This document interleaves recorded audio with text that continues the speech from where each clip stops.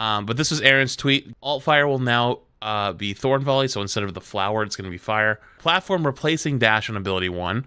So instead of it being on your alternate fire, it's going to be shift. And then platform's also cancelable with the same button, which is good. And then dash removed or move to double jump. That was what I said. I said that making it very much like Hanzo double jump would probably make it feel very intuitive and take away more buttons. And so you can actually use the character on a controller, and it doesn't feel as clunky. Auto reload of Thorns slowed to compensate 1 of 2. And then this will become the new default with options to use the old style. The update's coming on 4/25, which is in 4 days from now. Healing Blossom. Ammo goes up to 20 from 12. That's a massive change. Slow during charge now kicks in 1 second after fully charging. So what that means is, so right now as you charged it, you would move 25% slower. Now it won't kick in until you've held it for a second.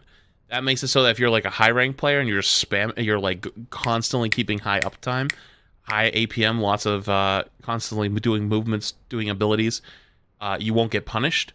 But if you sit there and just have it charged, like waiting to burst somebody, you'll move slower, which is actually really kind of a good change. Thorn Volley spread is tightened. That's actually a pretty good change because it doesn't do a whole lot of damage. Tree of Life, health up to 1,200 from 1,000. I don't think the tree needed any buffs. Per pulse healing up to 75 from 50. Oh boy, I don't think the tree needed the healing. His left click and his, oh god. But Parting Gift gets removed, which is very interesting. Yeah, that is a massive change, to be honest. This is already a pretty big buff.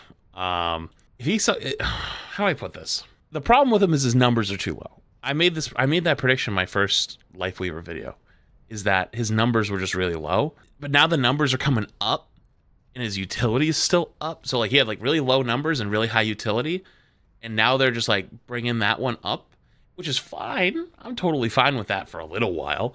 But you do got to be a little careful, because 65 healing is not a lot, but like the ammo buff is pretty big, and that's a lot of ammo. You never really have to worry.